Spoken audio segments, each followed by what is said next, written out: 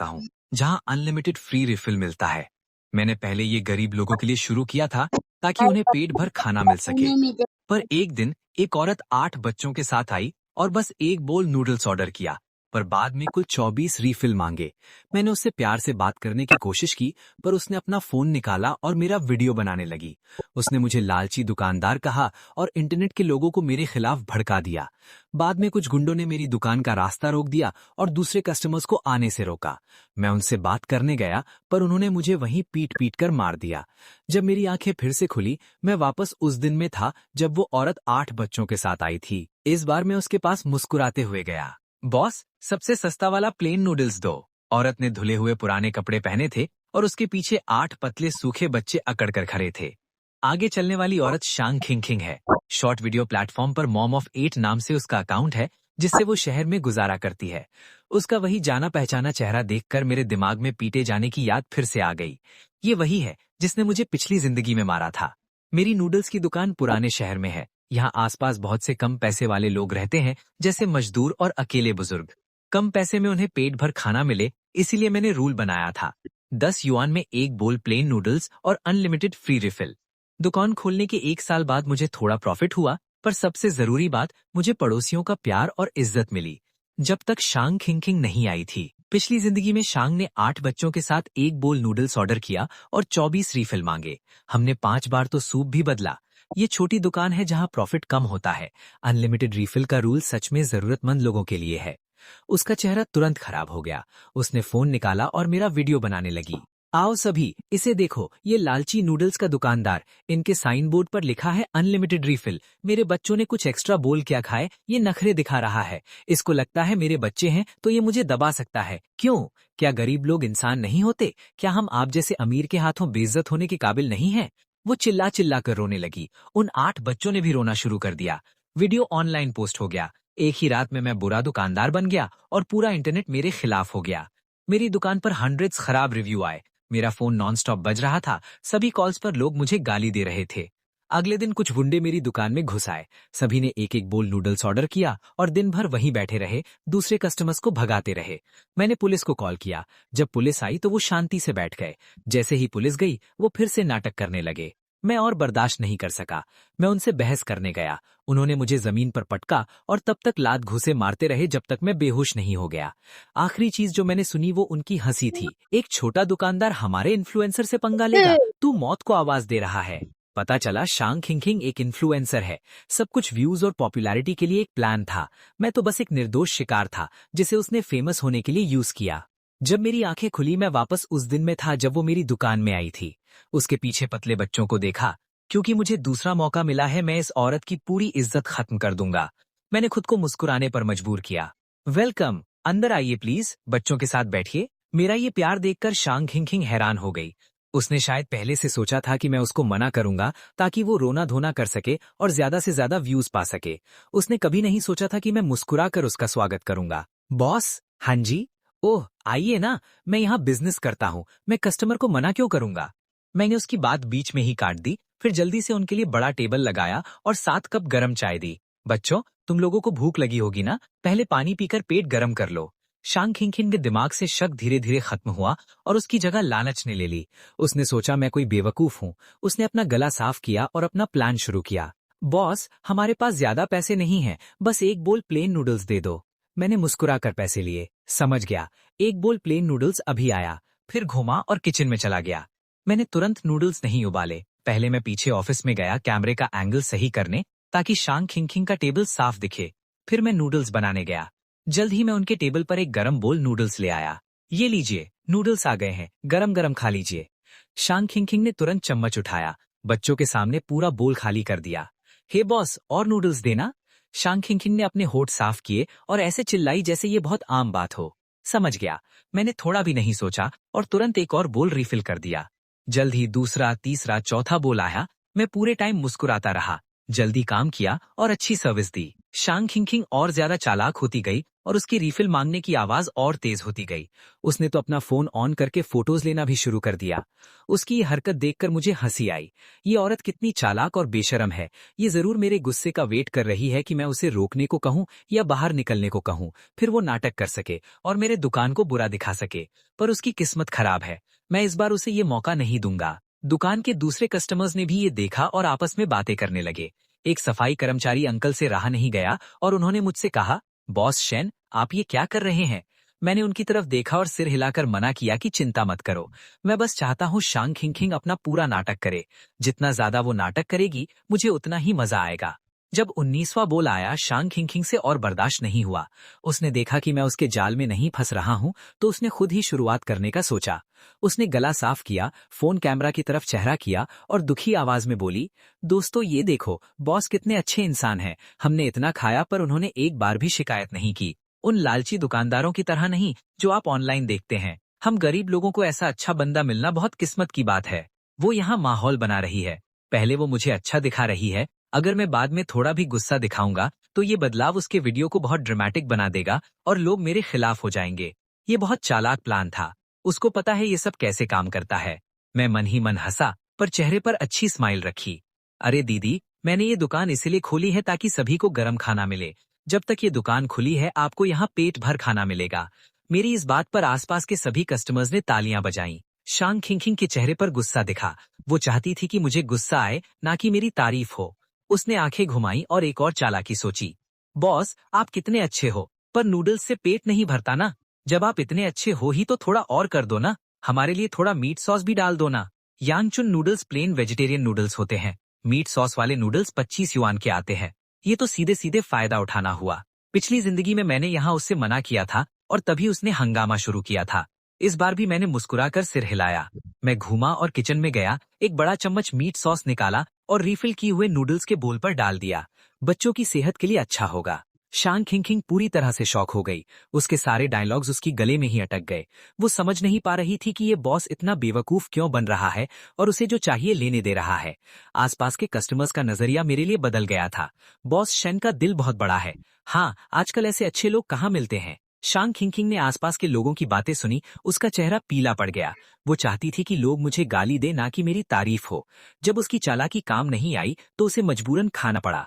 20वां बोल, 25वां बोल, 30वां बोल। हम तब तक रिफिल करते रहे जब तक 30 बोल्स नहीं हो गए। बच्चे ज्यादा खाने की वजह से चेयर पर गिर गए थे। उनका पेट फूल गया था। शांग खिंग का पेट भी पूरा फूल गया था। वो एक और चम्मच नहीं खा सकती थी, पर उसका चेहरा खुश नहीं लग रहा था। भले ही उसे ये सब नूडल्स मुफ्त में मिले थे, क्योंकि उसका पूरा प्लान आग की तरह ठंडा पड़ गया था। वो मुझे गुस्से से घूरने लगी। जैसे मैं उसके बाप का कातिल हूँ। वो जल्दी से शुक्रिया बोलकर गिड़गिड़ाते हुए अपने 8 बच्चों के साथ भाग गई। श्यांग किंग, अभी तो मजा शुरू हुआ है। श्यांग किंग के जाने के बाद दुकान में फिर से शांति हो गई। वो बुजुर्ग सफाई कर्मचारी अंकल मेरी तरफ झुके और फिक्र करते हुए बोले, इस परिवार को देखकर ही पता चलता है कि ये लोग मुफ्त का खाना खाने आए हैं। तुम्हें उन्हें ऐसे आदत नहीं बिगाड़नी चाहिए। मैंने उनका बोल गरम सूप से भर दिया और मुस्कुराकर बोला, चिंता मत करो अंकल वैंग, मुझे पता है मैं क्या कर रहा हूँ। सारे कस्टमर्स को भेजने के बाद मैंने दुकान बंद की, फिर सीसीटीवी कैमरा की फुटेज सेव करके उसका बैकअप ले लिया। पर सिर्फ इतना ही काफी नहीं था शैंग किंग और उसके पीछे जो कंपनी है उसको गिराने के लिए। पिछली जिंदगी में उन्होंने मेरे जैसे आम इंसान को इंटरनेट पर परेशान करके मार डाला था। इससे पता चलता है कि वो कितने ताकतवर हैं। मुझे एक बड़ा हथियार चाहिए, एक ऐसा बॉम्ब जो उन्हें पूरी तरह से बर्बाद कर दे। मैंने शैंग किंग का शॉर्ट वीडियो अकाउंट खोला, mom of 8 struggling in the city. Account पर 100 से ज्यादा वीडियोस थे। सारे कंटेंट एक जैसे ही थे। लगभग सभी वीडियोस में वो अपने 8 बच्चों के साथ सस्ते किराए के मकानों में सबसे सादा खाना खा रही होती है। पीछे दुख भरा म्यूजिक और लिखा हुआ टेक्स्ट होता है। फिर वीडियो के बीच में एड्स और प्रोडक्ट के लिंक होते हैं। ऐसा लगता है कंपनी ने उसको एक ऐसी सिंगल मॉम का रूप दिया है जिसे उसके पति ने छोड़ दिया और वो शहर में अकेले 8 बच्चों को पाल रही है। कमेंट सेक्शन भरा पड़ा था, तुम आगे बढ़ो लड़की, माँ का प्यार बहुत बड़ा होता है। इसने मुझे रुला दिया। और दूसरी सिंपथी वाली बातें। कभी कभी कुछ लोग सवाल पूछते थे कि वो बच्चों को किसी को दे क्यों नहीं देती, या उसके 8 बच्चे कैसे हैं। तो उन कमेंट्स पर उसके फैंस टूट पड़ते थे जब तक वो कमेंट डिलीट ना हो जाए। इस गरीबी के नाटक से उसने लगभग 1 मिलियन फॉलोअर्स बना लिए थे। मैं हंसा और उसके लेटेस्ट वीडियो पर क्लिक किया। वो आधे घंटे पहले ही पोस्ट हुआ था। वीडियो बिल्कुल मेरी दुकान में नूडल्स खाने का सीन था। बस उसने बहुत एडिटिंग की थी। वीडियो में वो और उसके बच्चे खुशी से खा रहे हैं और मैं पूरे टाइम मुस्कुराते हुए उन्हें खाना दे रहा हूँ। उनकी हर बात मान रहा हूँ। पीछे का म्यूजिक अच्छा है और टाइटल है शहर में भी अपनापन है। एक बहुत अच्छे नूडल्स के दुकानदार से मिली 10 युआन में मेरे 8 बच्चों और मेरा पेट भर गया। इस शुक्रिया वाले वीडियो के नीचे मेरी नूडल्स दुकान का एड्रेस सबसे ऊपर पिन किया हुआ था। कमेंट सेक्शन तारीफों से भरा था। दुकानदार हैंडसम और अच्छा है, हमें उनका सपोर्ट करना चाहिए। एड्रेस सेव कर लिया, कल जाऊंगा। अच्छे लोगों के साथ अच्छा होता है, ये सच में अच्छे लोग हैं। दुकानदार के लिए तालियां। श्यांग किंकिंग की ये चालाकी किसी को फंसाने के लिए थी। अब जब ये वीडियो पोस्ट हो गया है तो बहुत से लोग मेरी दुकान पर आएंगे मुझे देखने के लिए। एक बार जब ज्यादा लोग आ जाएंगे, अगर मेरी सर्विस थोड़ी भी खराब हुई या मैं खर्च की वजह से सभी के फ्री रिफिल का ध्यान नहीं रख पाया तो झगड़ा शुरू हो जाएगा। फिर वो सामने आएगी और मुझ पर आरोप लगाएगी कि मैं अपना तरीका भूल गया हूँ। सारा इल्जाम मुझ पर आएगा और उसको और ज्यादा व्यूज और फेम मिलेगा। एक तीर से दो शिकार। मैं अपने फोन को देखता रहा, बस ये सोचकर कि वो आगे क्या करेगी। मेरा शरीर गुस्से से कांप उठा। मुझे बदला लेना होगा। मैंने वीडियो बंद किया और पुलिस का नंबर निकाला, पर मैंने सोचा और फोन काट दिया। पुलिस को कॉल करने से कोई फायदा नहीं होगा। उसने कोई कानून नहीं तोड़ा। ये अखलाकियत का मामला है, पुलिस इसमें कुछ नहीं कर सकती। मुझे अचानक एक आइडिया आया, अगर कानून ऐसे लोगों को सजा नहीं दे सकता तो क्यों ना मैं जैसे को तैसा जवाब दूं। अगले दिन श्यांग किंकिंग का वीडियो वैसा ही वायरल हो गया जैसा सोचा था। मेरी छोटी सी नूडल्स की दुकान एक ही रात में इंटरनेट पर फेमस हो गई। बिल्कुल 8 बजे जब मैंने दुकान का शटर उठाया तो दरवाजे पर लोगों की भीड़ लगी हुई थी। पता नहीं कितने फोन कैमरा मेरे चेहरे के सामने थे। क्या आप ही ओनर हो, वो अच्छे ओनर जो 10 युआन में जितना चाहे उतना नूडल्स देते हैं? हमने मॉम ऑफ 8 का वीडियो देखा और खास यहाँ आए हैं। ओनर आप कितने अच्छे हो। ओनर हमें भी एक प्लेन नूडल्स दो, हम देखना चाहते हैं क्या सच में रिफिल अनलिमिटेड है। भीड़ में शोर था। कुछ लोग सच में मुझे सपोर्ट करने आए थे, कुछ मजा देखने आए थे, पर ज्यादातर लोगों की आंखों में लालच था। उन्होंने अपने फोन पकड़ रखे थे और लाइव स्ट्रीमिंग कर रहे थे। सभी का एक ही टाइटल था, वायरल नूडल्स दुकान की जांच। आज ओनर को सबक सिखाएंगे। मैं इसके लिए पहले से तैयार था। मैंने वही स्माइल रखी जो कल थी। वेलकम सभी का, धक्का मुक्की मत करो, एक एक करके आओ, दुकान के अंदर जगह है। मैं वादा करता हूँ सभी को खाना मिलेगा और सभी पेट भर कर खाएंगे। बॉस एक plain noodles soup. Boss noodles refill करो, जल्दी करो बॉस, 5 मिनट से वेट कर रहा हूँ। चिल्लाने की आवाजें एक के बाद एक आ रही थी। मैं किचन और खाने वाली जगह के बीच अकेले भाग रहा था। मेरी पीठ पूरी तरह से पसीने से भीग गई थी।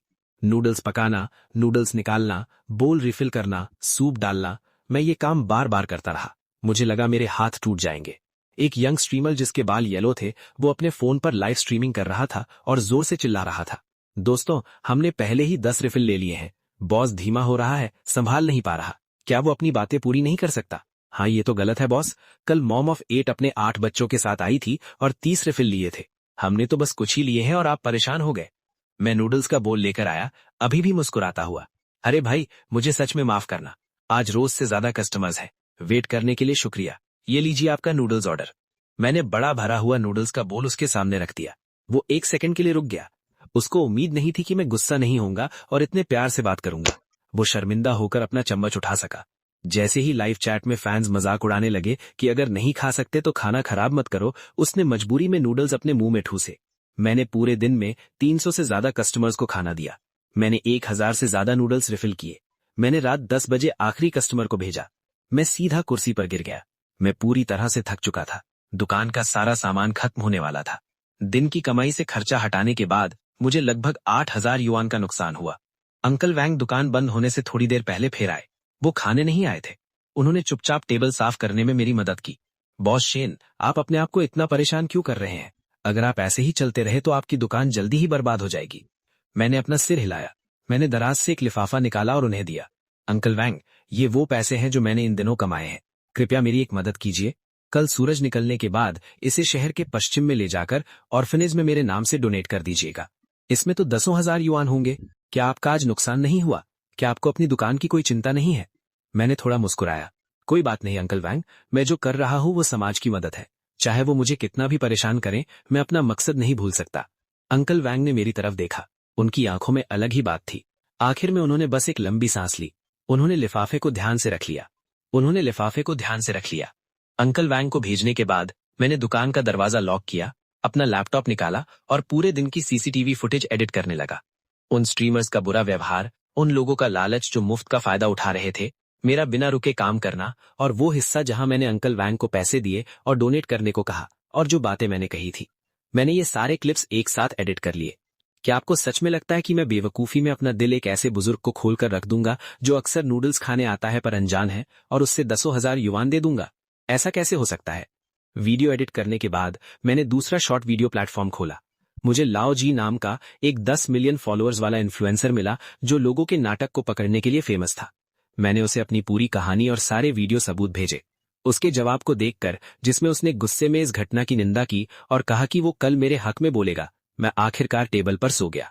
मेरे सपने बहुत अच्छे थे, क्योंकि एक बार जब लाओ जी कल एक्शन लेगा तो शियांग किंकिंग को हमेशा के लिए शर्मिंदा करने वाला हथियार तैयार हो जाएगा। मैंने अगले दिन रोज की तरह दुकान खोली। दरवाजे पर अभी भी बहुत बड़ी भीड़ थी। कल के तजुर्बे से मैंने पहले से ही 3 गुना ज्यादा सामान तैयार करके रखा था। मैंने लास्ट मिनट पर मदद के लिए 2 आंटी को भी काम पर रख लिया था। कस्टमर्स की इतनी बड़ी भीड़ को मैंने आराम से संभाल लिया। चाहे कस्टमर्स कितनी भी अजीब मांग करें या कितने भी नूडल्स रिफिल मांगे, मैंने सबका मुस्कुराकर स्वागत किया और अच्छी सर्विस दी। जो स्ट्रीमर्स लड़ाई करने आए थे, मेरी इतनी अच्छी सर्विस देखकर उन्हें मुझ पर हमला करने का कोई मौका नहीं मिला। वो चुपचाप अपना नूडल्स खाकर शर्मिंदा होकर वहां से चले गए। दोपहर के 2 बजे दुकान में भीड़ थोड़ी कम हुई। शियांग चिंगचिंग फिर से आई। इस बार वो अकेले नहीं आई थी, उसके पीछे कैमरा लिए कुछ आदमी थे। लगता है उसकी MCN कंपनी ने उन्हें भेजा था। आज उसने अच्छा मेकअप किया था और अच्छे कपड़े पहने थे। उसके हाथ में एक रेशम का बैनर था। बॉस शेन, हम फिर से मिले। शियांग चिंगचिंग खुश होकर दुकान में आई। उसने रेशम का बैनर मेरे हाथ में थमा दिया जिस पर लिखा था, इंसानियत अभी भी बाकी है, ये नूडल्स की दुकान दिल को छू लेती है। उसके पीछे के कैमरे हमारी तरफ घूम गए। वो फिर से एक नया नाटक करने आई थी। बॉस शेन, मैं आज खास आपका शुक्रिया अदा करने आई हूं। जब से मेरा वीडियो वायरल हुआ है, आपका बिजनेस अच्छा हो गया है ना? वो बहुत जोर से बोली ताकि दुकान के सभी लोग सुन सकें। देखो, अब पूरे इंटरनेट को पता है कि आप अच्छे इंसान हो। आपकी दुकान तो फेमस हो गई है। देखा जाए तो आपको मेरा शुक्रिया करना चाहिए। उसकी बातों में एक छुपा हुआ मतलब था। वो जताना चाहती थी कि मैंने उसकी वजह से फेम पाया है। दुकान के कुछ बेकार के लोग आपस में बातें करने लगे। मैंने उसकी तरफ देखा और मन ही मन हंसा। वो आखिरकार आ ही गई। शियांग चिंगचिंग को लगा कि आम तरीकों से व्यूज नहीं मिलेंगे, तो उसने दूसरों की मजबूरी का फायदा उठाना शुरू कर दिया। जैसे ही मैं सोच रहा था कि उसकी बात का जवाब कैसे दूं, दरवाजे से एक जोर की आवाज आई। शुक्रिया? किस बात का शुक्रिया? सभी को बेवकूफ बनाने के लिए शुक्रिया? नकली बच्चों को लाकर मुफ्त का खाना खाने के लिए शुक्रिया? हाय दोस्तों, मैं लाओ जी हूं। मैं यहाँ एक बड़े नाटक का पर्दाफाश करने आया हूं। माँ के प्यार के नाम पर चल रहा गंदा घोटाला। जैसे ही शियांग चिंगचिंग ने लाओ जी को देखा, उसका चेहरा पीला पड़ गया। तुम कौन हो? यहाँ बेकार की बातें मत करो। शियांग चिंगचिंग का असली नाम शियांग श्याओ फांग है। वो 32 साल की है, अनमैरिड है और उसका कोई बच्चा नहीं है। आपके पीछे जो बच्चे हैं, उनका आपसे कोई खून का रिश्ता नहीं है। वो सब MCN कंपनी के रेंटेड चाइल्ड एक्टर्स हैं। हर बच्चे को एक बार आने के 200 युवान मिलते हैं।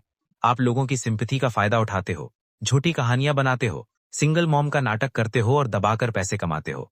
क्या आप इसे इनकार कर सकती हो? लाओ जी के हर एक लफ्ज ने शियांग चिंगचिंग के चेहरे को और खराब कर दिया। लाइव स्ट्रीम पर हंगामा हो गया। अरे, बच्चे रेंटेड हैं? छी, ये कितना गंदा है। ये हमारी सिंपैथी का फायदा उठा रहे थे। मुझे पता था कोई असली माँ अपने बच्चों के साथ ऐसा नहीं करेगी। शियांग चिंगचिंग पूरी तरह घबरा गई। उसने लाओ जी की तरफ उंगली की और जोर से चिल्लाई, तुम झूठ बोल रहे हो, ये इल्जाम है। मेरे बच्चे यहाँ हैं, ये मेरे अपने खून हैं। उसने पास के एक छोटे लड़के को पकड़ने की कोशिश की, पर वो डर कर पीछे हट गया। वो बच्चा वही था जिसके बारे में पिछली जिंदगी में खबर आई थी कि सालों से उस पर अत्याचार हुआ था और वो सूख कर कांटा हो गया था। लाओ जी ने हंसकर एक वीडियो चलाया। वीडियो में एक थकी हुई औरत दिखी, जो उस छोटे लड़के की असली माँ थी। मैं मानती हूँ, मैंने अपने बच्चे को उनकी कंपनी को किराए पर दिया था। उन्होंने कहा था कि ये बस वीडियो शूटिंग के लिए है। वो दिन के 200 युआन देंगे। मेरा परिवार गरीब है, मेरे बच्चे के पापा बीमार हैं और इलाज के लिए पैसे चाहिए। मुझे नहीं पता था कि वो मेरे बच्चे का इस्तेमाल लोगों को लूटने के लिए करेंगे। मैं हाथ जोड़ती हूँ, मेरा बच्चा मुझे वापस दे दो। पुलिस को मत बुलाना मेरे बच्चे को पकड़ने के लिए। शियांग चिंगचिंग का झूठ बुरी तरह पकड़ा गया, पर उसकी टीम ने जल्दी एक्शन लिया। कैमरा पकड़े हुए आदमी तुरंत आगे आए और लाओ जी का फोन छीनने की कोशिश करने लगे। अभी वीडियो बनाना बंद करो, आप हमारे राइट्स का उल्लंघन कर रहे हो। लाइव स्ट्रीम बंद करो, नहीं तो हम केस कर देंगे। लाओ जी ने उसे जोर से धक्का दिया। मुझे फर्क नहीं पड़ता तुम केस करो या ना करो। मैं वार्निंग दे रहा हूं, मुझे हाथ मत लगाना, नहीं तो मैं पुलिस बुला दूंगा कि तुमने मुझ पर हमला किया है। जब उसने देखा कि कोई रास्ता नहीं है, शियांग चिंगचिंग ने जमीन पर बैठकर हंगामा करना शुरू कर दिया। वो जमीन पर बैठकर रोने लगी और हाथ पैर मारने लगी। मैंने क्या गलत किया? मैं बस पैसे कमाना चाहती थी। ये समाज हम जैसी औरतों के लिए बहुत गलत है। मैं यहाँ शहर में अकेले काम कर रही हूँ। क्या आपको लगता है ये आसान है? तुम सब बुरे लोग हो। तुम सब मिलकर एक लाचार औरत को परेशान कर रहे हो। मैं तुम सब पर केस करूंगी। मैं तुम सबको बर्बाद कर दूंगी। उसने अपना असली रूप दिखा दिया, एक पागल औरत की तरह नाटक करती हुई। दुकान के कस्टमर्स और ऑनलाइन व्यूअर्स उसकी ये गंदी हरकत देखकर नफरत करने लगे। और इस लाइव स्ट्रीम से काटे गए क्लिप्स लाओ जी की टीम ने जल्दी से एडिट किए और सारे प्लेटफॉर्म्स पर वायरल कर दिए। इंटरनेट सेलिब्रिटी ने अच्छे नूडल्स दुकानदार को परेशान किया जैसी बातें ट्रेंडिंग लिस्ट पर सबसे ऊपर आ गईं। लोगों का गुस्सा तुरंत शियांग चिंगचिंग और उसकी एजेंसी पर टूट पड़ा। उन्हें पूरी तरह से बर्बाद कर दिया। शियांग चिंगचिंग की इज्जत पूरी तरह खत्म हो गई। वो एक बेचारी मां से एक बेशर्म चोर बन गई जिससे सब नफरत करते थे। उसका अकाउंट बैन हो गया, सारे ब्रांड डील्स कैंसिल हो गए। पूरा इंटरनेट उसकी बुराई कर रहा था। मैंने लोगों के बनाए वीडियोस देखे जिसमें उसकी एजेंसी के लोग उसे मेरी दुकान से एक मरे हुए कुत्ते की तरह घसीट कर ले जा रहे थे। फिर से जन्म लेने के बाद पहली बार खुशी से मुस्कुराया। एक बंदा तो गया, पर उसके पीछे की एजेंसी सबसे बड़ा खतरा है। क्योंकि मुझे अच्छी तरह याद है, भले ही शियांग चिंगचिंग ने इंटरनेट पर हंगामा शुरू किया था, पर वो गुंडे थे जिन्होंने मुझे पीट पीट कर मार डाला था। मुझे उनके शब्द याद हैं, हमारे इन्फ्लुएंसर से पंगा लेगा, तू तो गया। शियांग चिंगचिंग तो बस आगे रखी हुई एक कठपुतली थी। असली डरावनी चीज तो उसके पीछे की एमसीएन कंपनी है, जो व्यूज के लिए किसी भी हद तक जा सकती है और गुंडों का इस्तेमाल करती है। अब मैंने ना सिर्फ उनके इन्फ्लुएंसर से पंगा लिया था, बल्कि उसे अपने हाथों से बर्बाद भी कर दिया था। वो मुझे कभी नहीं छोड़ेंगे। पर जैसा मैंने सोचा था वैसा नहीं हुआ। एमसीएन कंपनी ने तुरंत बदला नहीं लिया। अगले 2 दिन पूरी तरह से शांति रही। शियांग चिंगचिंग और उसकी एजेंसी जैसे हवा में गायब हो गए थे। उनकी कोई खबर नहीं थी। मेरी नूडल्स की दुकान वापस पहले जैसी शांत हो गई। ये पहले से भी ज्यादा फेमस हो गई थी। बहुत से लोगों ने मेरे काम की तारीफ की और दिल से नूडल्स खाने आए। किसी ने फ्री रिफिल की बात नहीं की। उन्होंने एक बाउल खत्म करने के बाद दूसरे बाउल के पैसे खुद दिए। अंकल वांग भी ऑर्फनेज का थैंक यू लेटर और रिसीट लेकर आए और उसे दीवार पर चिपका दिया। सब कुछ सही रास्ते पर जाता लग रहा था, पर मेरे दिल में डर रोज बढ़ता जा रहा था। तूफान से पहले की शांति हमेशा सबसे खतरनाक होती है। मैं बहुत ज्यादा चिंता में पड़ गया। उस रात जैसे मैं रोज की तरह दुकान बंद करके जाने ही वाला था, एक अचानक बंदा दरवाजे पर आया। बॉस शन, क्या हम बात कर सकते हैं? टीचर जी, आप यहाँ क्या कर रहे हैं? उसने पानी का एक घूंट लिया और भारी आवाज में बोला, मैं यहाँ आपको सावधान करने आया हूँ। मेरा दिल एक सेकंड के लिए रुक गया। आपका मतलब शियांग चिंगचिंग के पीछे वाली एजेंसी? बिल्कुल। मैंने इस कंपनी के बारे में पता किया है और ये जितना सोचा था उससे कहीं ज्यादा उलझी हुई है। मुझे कुछ बातें पता चली हैं। वो बस इन्फ्लुएंसर्स नहीं बनाते, वो बेकार और इल्लीगल काम भी करते हैं। यहाँ तक कि इल्लीगल लोन का बिजनेस भी करते हैं। शियांग चिंगचिंग बस उनके लिए पैसे कमाने का एक जरिया थी। अब जब वो जरिया बेकार हो गया है, उन्हें बहुत बड़ा नुकसान हुआ है। वो जरूर बदला लेंगे। लाओ जी की बातों ने मेरे शक को पक्का कर दिया। मुझे ये भी पता चला कि उनकी कंपनी के एक पार्टनर, जिसका नाम ब्रदर लॉन्ग है, उसका क्रिमिनल रिकॉर्ड है। वो पहले गुंडा था और उसके नीचे बहुत से लोग काम करते हैं। मेरे दिमाग में घंटी बजी। क्या पिछली जिंदगी में मुझे मारने वाले गुंडे उसके ही आदमी थे? लाओ जी ने मेरे पीले चेहरे को देखा और आगे बोला, मैं आज यहाँ पहले आपको सावधान करने आया हूँ, दूसरा अलविदा कहने आया हूँ। मैं कुछ टाइम के लिए ये शहर छोड़कर जा रहा हूँ ताकि छुप सकूं। उन्होंने मेरा एड्रेस पता कर लिया है। छोड़कर? उन्होंने मेरा एड्रेस पता कर लिया है। कल रात किसी ने मेरे दरवाजे पर पेंट फेंक दिया था। मेरा दिल बैठ गया। 1 मिलियन फैंस वाला इन्फ्लुएंसर भी भागने पर मजबूर हो रहा है। मेरे जैसा एक नूडल्स दुकानदार क्या कर सकता है? दुख और परेशानी मुझे घेरने लगी। क्या मैं वापस जिंदा इसलिए आया था ताकि उन कमीनों के हाथों फिर से मर सकूं? नहीं, मैं अपनी किस्मत को कभी नहीं मानूंगा। मैंने लाओ जी की तरफ देखा और अचानक मुझे कुछ याद आया। टीचर जी, आपने अभी कहा कि वो लोग इल्लीगल लोन का काम करते हैं। हाँ, मुझे एक बंदा से ये खबर मिली थी, पर कोई पक्का सबूत नहीं है। मेरे दिमाग में जल्दी से एक प्लान बना। मुझे एक सबूत चाहिए, एक ऐसा सबूत जिससे पुलिस सही से एक्शन ले सके। मैंने लाओ जी की तरफ देखा और मेरा इरादा पक्का था। टीचर जी, मेरे पास एक आइडिया है। शायद हम उन सबको एक साथ गिराएं, पर इस प्लान के लिए मुझे आपकी मदद चाहिए और ये बहुत खतरनाक है। लाओ जी ने मेरी आंखों में आग देखी। वो 1 सेकंड के लिए शांत रहा, फिर उन्होंने सर हिलाया। आगे बोलो बॉस शन, हमें क्या करना है? मैं सालों से सच सामने ला रहा हूं। मैं कई बार मौत के मुंह से बचा हूं। मैं किसी से नहीं डरता। मेरा प्लान बहुत सिंपल है और बहुत रिस्की भी। हम खुद को जाल के रूप में यूज करेंगे। ये एक आर पार की बाजी है। हिम्मत को ढाल बनाएं और जोश को तलवार। सब कुछ एक आखिरी हमले पर लगा दें। मैंने लाओ जी से कहा कि वो अपने मिलियन फॉलोअर्स वाले अकाउंट से एक नया वीडियो पोस्ट करें। वीडियो में शियांग चिंगचिंग की एजेंसी पर और आरोप लगाए गए थे। हमने खास तौर पर उनके इल्लीगल पैसे इकट्ठा करने और मारपीट करके वसूल करने की बात बोली। मुझे पता था वीडियो आते ही एजेंसी वाले बहुत गुस्सा हो जाएंगे। वीडियो के आखिरी में लाओजी बोलेंगे कि इस फ्राइडे रात 8 बजे वो मेरी नूडल्स दुकान पर लाइव स्ट्रीम करेंगे और सारे पक्के सबूत दिखाएंगे। जाहिर है ये झूठ था, हमारे पास कोई पक्का सबूत नहीं था। इसका मकसद बस एजेंसी को मजबूर करना था कि वो कोई ना कोई स्टेप उठाए। उन्हें नहीं पता था कि हम बस नाटक कर रहे हैं। उनके हिसाब से अगर लाओजी ने लाइव स्ट्रीम में सबूत दिखा दिए तो उनकी कंपनी पूरी तरह बर्बाद हो जाएगी। तो उनके पास बस एक ही रास्ता था, फ्राइडे रात 8 बजे से पहले लाओजी और मुझे हमेशा के लिए चुप करा दें। मैंने पहले ही पुलिस से बात कर ली थी। मैंने ये नहीं कहा कि कोई मुझ पर हमला करने वाला है। मैंने एक शिकार के रूप में रिपोर्ट लिखवाई।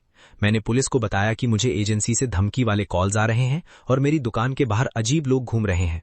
लाओजी के वीडियो के साथ मैंने बताया कि मुझे अपनी और लाओजी की जान का डर है और पुलिस से रिक्वेस्ट की कि फ्राइडे रात को हमें सेफ्टी दें। पुलिस ने मेरी बात मानी और कहा कि वो इसे सीरियसली लेंगे। अगले 3 दिन बहुत मुश्किल से बीते।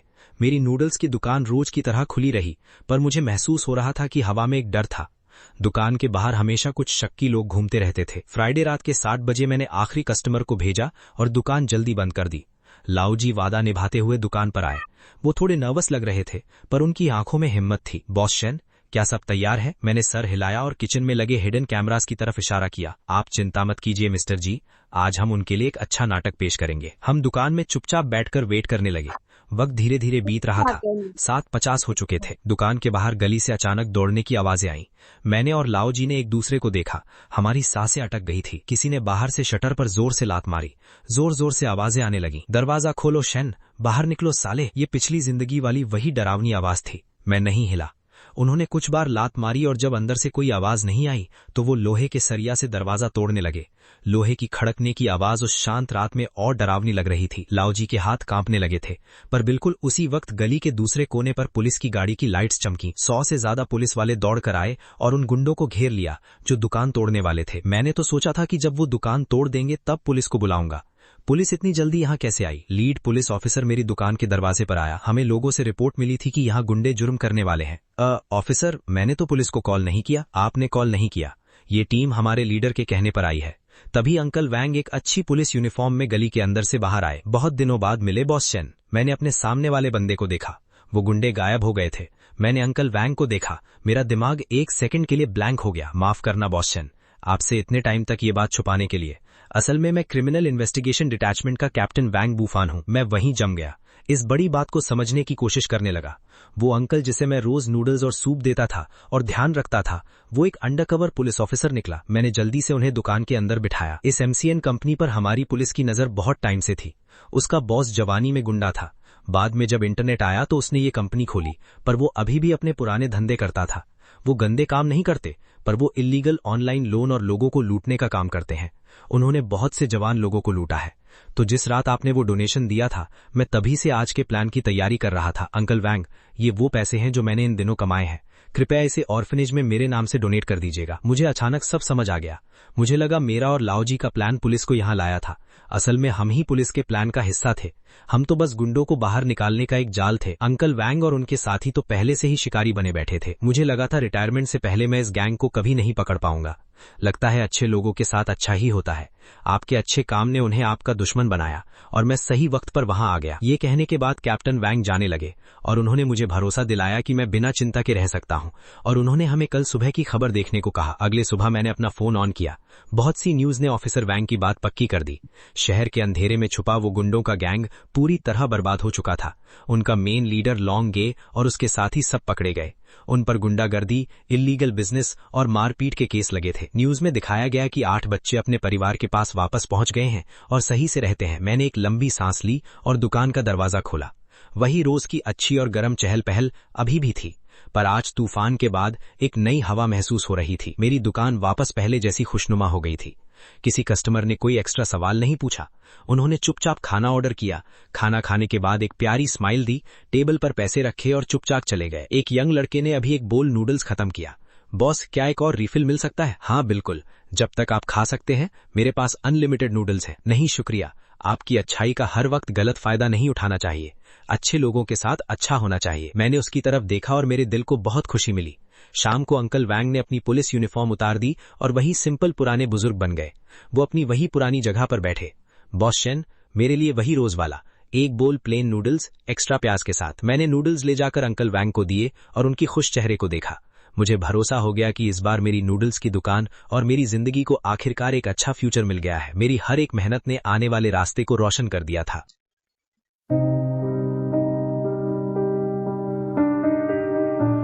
In the grey fog,